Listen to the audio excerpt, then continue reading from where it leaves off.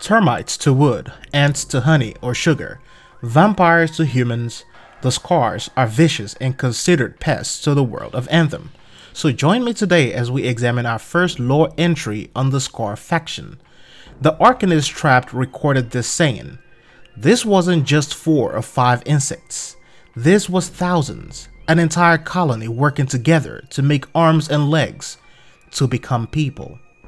This quotation right here serves as the foundation to understand the Scar. The Scars are like scavengers, which also function in a hive mentality. They are insects.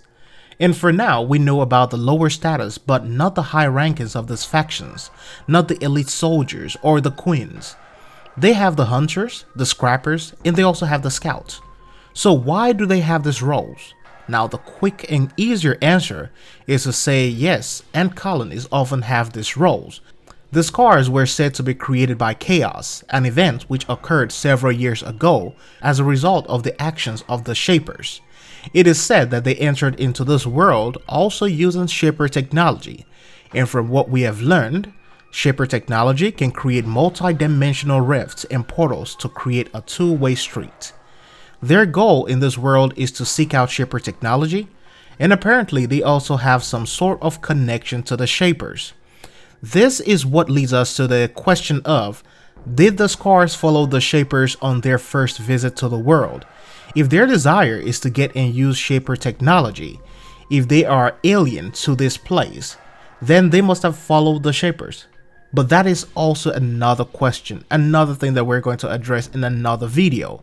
Have they been following the Shapers everywhere the Shapers went? The threat of the Scars is not the ability to create portals or emerge from the ground, or their sheer force or their large number. Their threat is their elusiveness and obsession with humanity. These beings have made it their evolutionary goal to imitate and emulate human personalities and interactions. They are insects who took upon the humanoid form.